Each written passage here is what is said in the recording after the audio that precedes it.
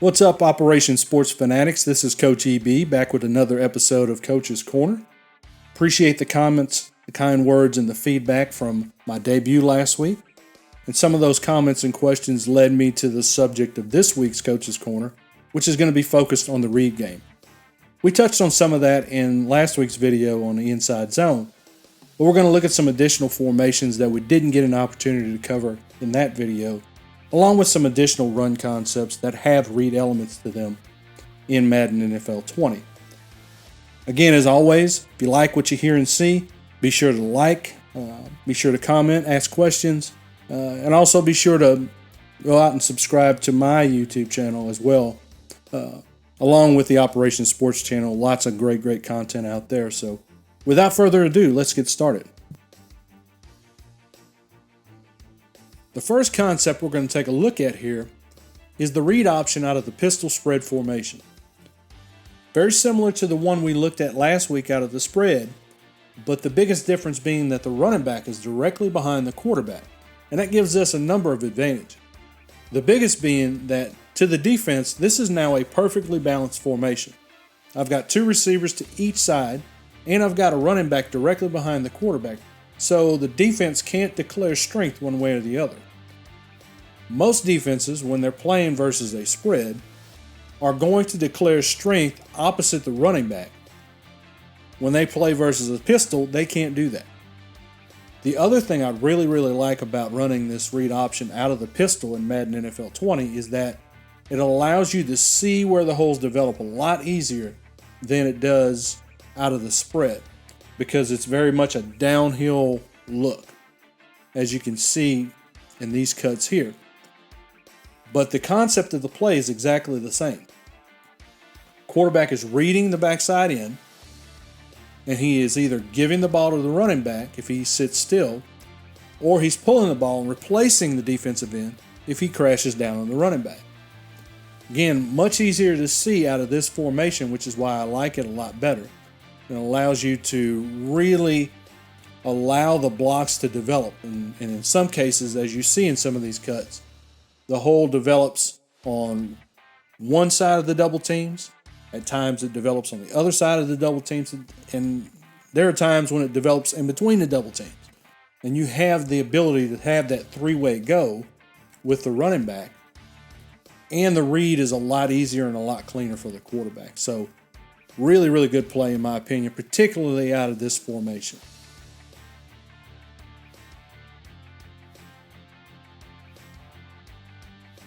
Now let's look at read option out of a three-back set, or what Madden likes to call a full house set.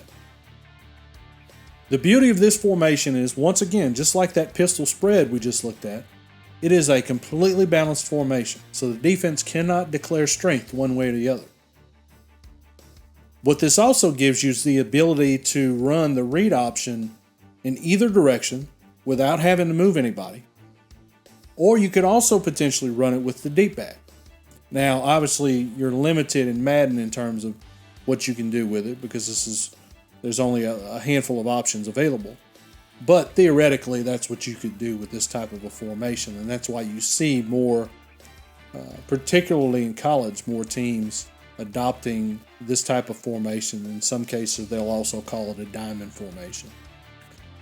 But in this case, we're just running the read option with the back to the right side of the quarterback and reading that defensive end to the same side. Same play we've seen so far, same blocking scheme, just an inside zone blocking scheme, and everything works exactly the same. It's just a different look to the defense. It's a balanced look to the defense, which also, as we've talked about already, gives you some additional advantages. Let's take a look at a play that Madden calls pistol strong F-lead read option. This is the exact same read option play that we've looked at for a while now. Same blocking scheme, nothing has changed. The only change here is the addition of the blocking fullback who will block for the quarterback should he pull the ball. So he's going to cross the formation. He's going to bypass that defensive end because he's being read. And he's going to attempt to block that weak side linebacker. So if he executes that block, as you see here, we can turn an average gain into a much bigger gain for the quarterback. This is a big play to have in your arsenal if your quarterback is going to be a key part of your run game. So if you are playing with the Ravens and Lamar Jackson, or you're on a franchise and you happen to draft or acquire one of these speedy quarterbacks, and you're going to use them a lot in the run game, this is something you definitely want to have in your arsenal, because it can really, as you see here, lead to some pretty big plays for the quarterback running. Now we're running the exact same play out of a different formation. This time it's the pistol weak eye formation. We're going to read the strong side defensive end, the one just outside the tight end in this case.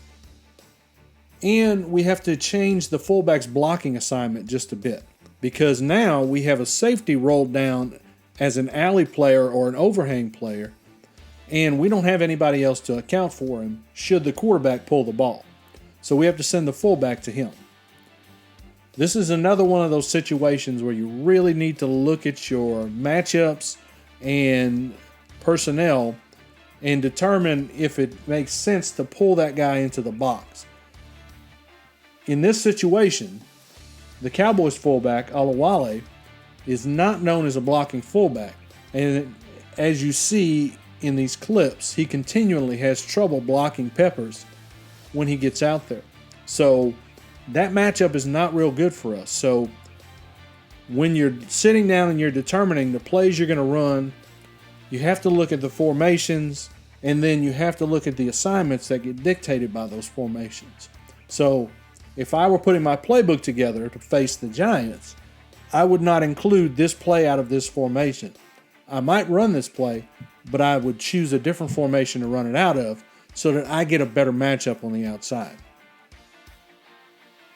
Now here's a tongue twister for you. Pistol weak slot flex, F-lead read option. So again, we're running the F-lead read option out of a different formation, and because of this formation, we have a very interesting situation that develops. Our read, because of the tight end's alignment, he's aligned in what we call a nasty split, which is 2-3 yards off the tackle. Because of that, it actually makes the read that corner who's lined up off the ball because he doesn't have a receiver out there to cover. So because he's so far out, there's really no wrong read.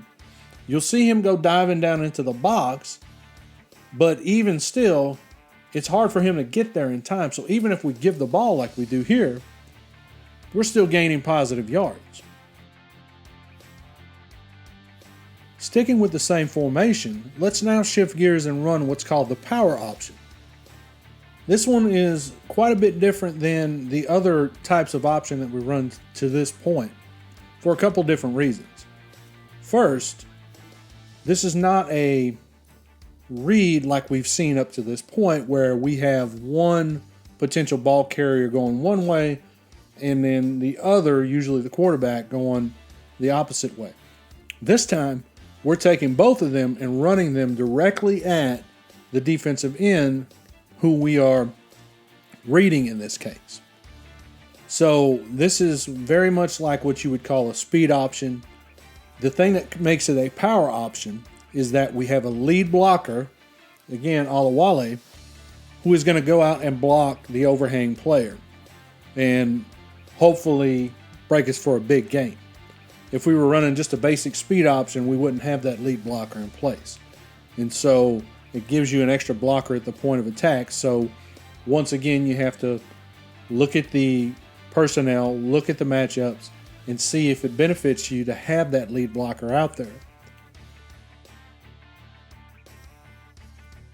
Let's get into a new formation and run the lead read option one of my favorite ways versus a 3-4 defense, which is pistol bunch, wide lead read option.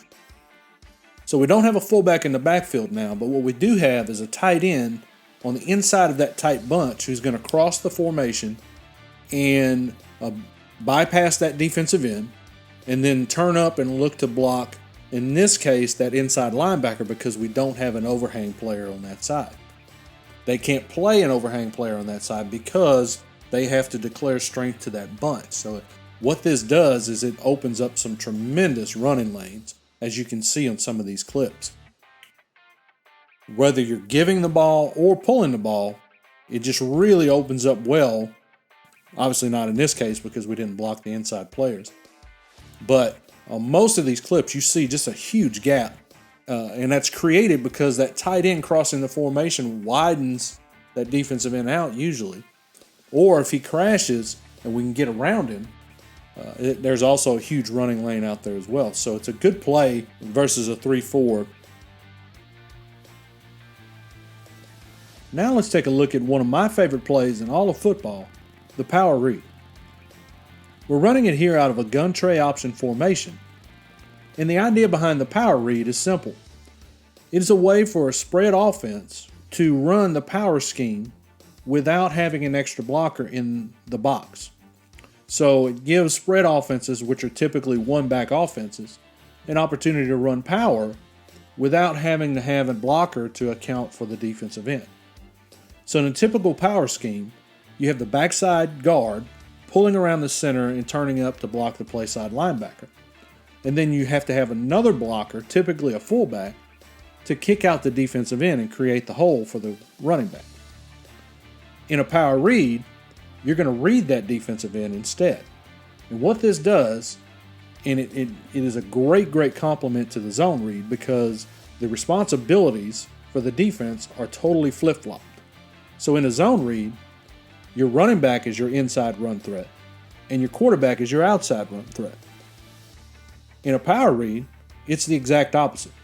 The running back is running a sweep path, as you see here, and the quarterback is now the inside run threat. So he's reading the defensive end, and if the end squats or widens with that sweep, as you see here, then he should pull the ball and run inside and become the power runner. And that's what you see here. If the end crashes down on him, then he should hand that ball off on the sweep to the running back. It's a difficult play to execute in Madden NFL 20, but if you pull it off, you got an opportunity for a big play waiting to happen.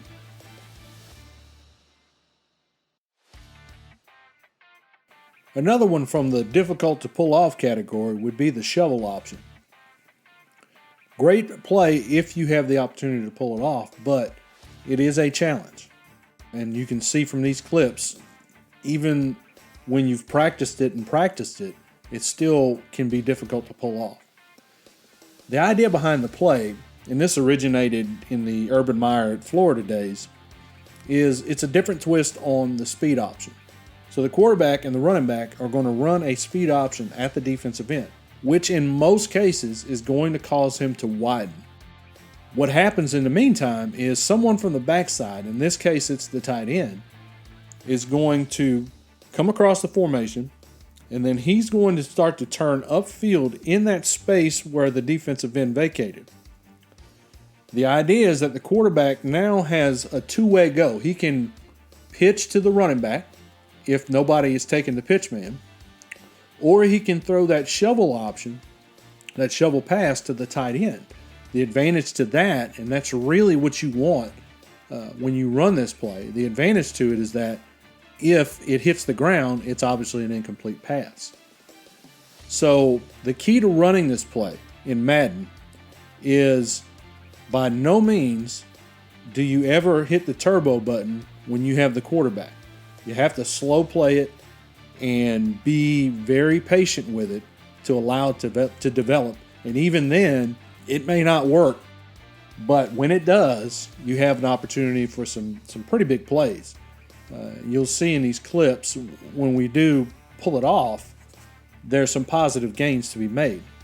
But again, the key is be slow with the quarterback, run directly at the defensive end, and give that tight end the chance to come across from the backside. Another interesting feature of this play is that we're running a power blocking scheme up front. So you'll see the backside guard, in this case Zach Martin, pulling around the center to block the play side linebacker, which really helps to set things up should the tight end end up getting the ball, which again, like we've said, is likely what's going to happen based on how the defensive end is going to play.